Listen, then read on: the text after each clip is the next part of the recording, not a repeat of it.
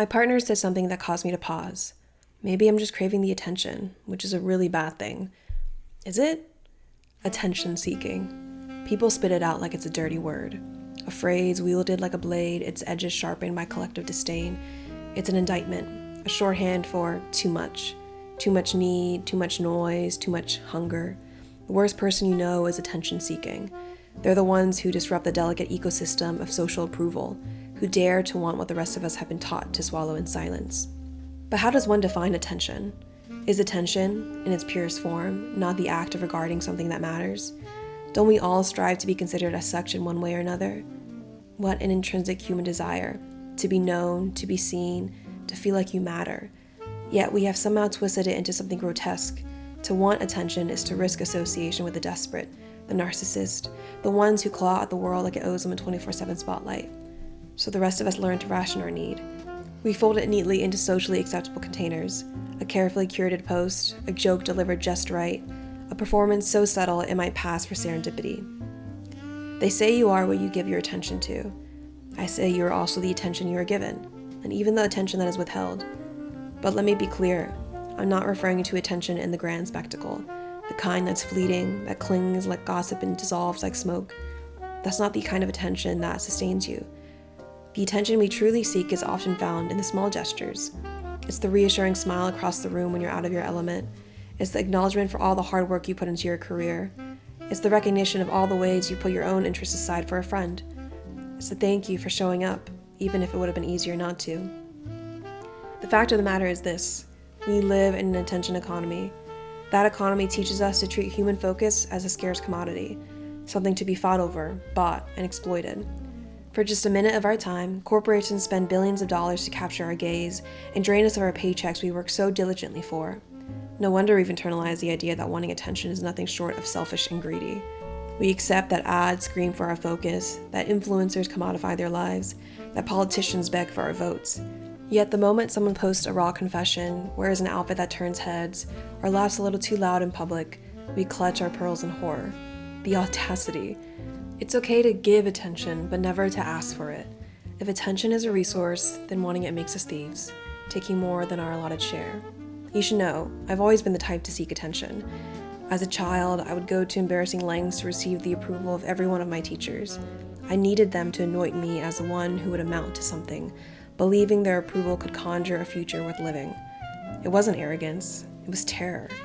Terrified to be overlooked, to fall behind, to fade into the background. This feeling started to bleed into every one of my encounters with another human being. Am I interesting enough? Am I doing the right things to command notice? Am I worth the time they're so graciously giving me?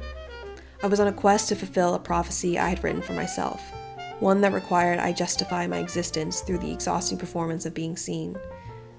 Now, if you're thinking my parents didn't give me enough attention as a child, you would be sorely incorrect. I could argue they gave me too much attention. So much so, I believed I needed it from every person who perceived me. At 12, the hunger felt innocent, simpler, less self-conscious. Now, the wanting is the same, but the performance requires alteration.